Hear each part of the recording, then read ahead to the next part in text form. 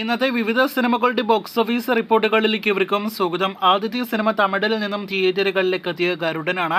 സൂര്യ, ശശികുമാർ, ഉണ്ണി മുകുന്ദൻ തുടങ്ങിയവർ പ്രധാന റോളുകളിലെത്തിയ 30 കോടിയിലേറെ ബഡ്ജറ്റിൽ തിയേറ്ററുകളിലേക്ക് എത്തിയ സിനിമ ഇപ്പോഴത്തെ തമിഴ്നാട്ടിൽ മാത്രം 40 കോടിയിലേറെ ഗ്രോസ് കളക്ഷൻ നേടിയെടുത്തിരിക്കുകയാണ്. 46 കോടിയിലേറെ വേൾഡ് വൈഡ് ഗ്രോസ് കളക്ഷൻ നേടിയെടുത്ത സിനിമ 50 കോടിയിലേറെ വേൾഡ് വൈഡ് ഗ്രോസ് ഈ ശനി ഞായർ കളക്ഷനോടെ നേടിയെടുക്കുന്നതാണ്.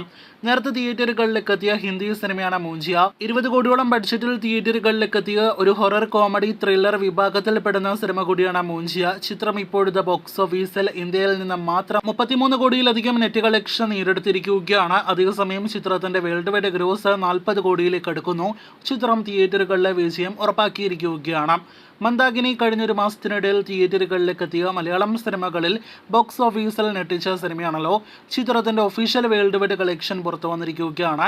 അത് പ്രകാരം 5 കോടി 50 ലക്ഷത്തിന് മുകളിലേക്ക് സിനിമയുടെ വേൾഡ് വൈഡ് ഗ്രോസ് എത്തപ്പെട്ടിരിക്കുകയാണ്. എന്നാൽ ട്രാക്കേഴ്സിന്റെ ഫിഗേഴ്സ് പ്രകാരം 4.5 കോടി റേഞ്ചിലേക്കാണ് സിനിമയുടെ വേൾഡ് വൈഡ് ഗ്രോസ് എത്തപ്പെട്ടിരിക്കുന്നത്. അപ്പോൾ പോലും വളരെ മികച്ചൊരു കളക്ഷനിലേക്ക് അൽത്താഫ് അനാർക്കലി കോംബോയിൽ തിയേറ്ററുകളിലേക്ക് എത്തിയ മന്ദാകിനി എന്ന സിനിമ എത്തപ്പെട്ടിരിക്കുകയാണ്.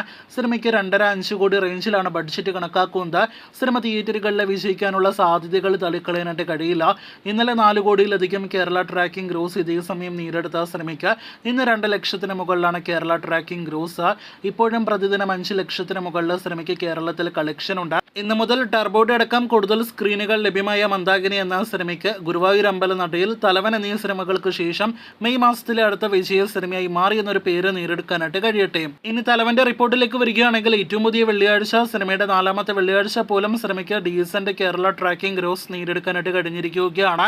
ഇന്നലെ ഇതേ സമയം 9 ലക്ഷത്തിന് മുകളിലാണെങ്കിൽ ഇന്ന് 5 ലക്ഷത്തിന് മുകളിലാണ് സിനിമയുടെ കേരള ട്രാക്കിംഗ് ഗ്രോസ്. ഇന്നും 10 ലക്ഷത്തിന് മുകളിൽ കേരള ഗ്രോസ് കളക്ഷൻ നേടിയെടുക്കുന്ന സിനിമയുടെ അടുത്ത കൃത്യമായ ബോക്സ് ഓഫീസ് റിപ്പോർട്ടുകൾ അടുത്ത ദിവസം വരും. കാത്തിരിക്കും അതറിയാനായിട്ട്. ഇതിനിടയിൽ ആസിഫ് അലി ബീജുമാനൻ കോംബോയിൽ തിയേറ്ററുകളിലേക്ക് എത്തിയ തലവനെ കമലഹാസൻ അഭിനന്ദിച്ചിരിക്കുകയാണ്. സിനിമയുടെ അണിയറ പ്രവർത്തകരോടൊത്തുള്ള കമലഹാസന്റെ ചിത്രങ്ങൾ പുറത്തു വന്നിട്ടുണ്ട്. വീഡിയോയിൽ അവസാന റിപ്പോർട്ട് ഗുരുവായൂർ അമ്പലനടയിൽ എന്ന സിനിമയുടേതാണ്. ചിത്രത്തിന്റെ ഏറ്റവും പുതിയ കേരള കളക്ഷൻ പുറത്തു വരുമ്പോൾ 29 ദിവസത്തെ സിനിമയുടെ കേരള ഗ്രോസ് 46 കോടി 60 ലക്ഷത്തിലേക്ക് എത്തപ്പെട്ടിരിക്കുകയാണ്.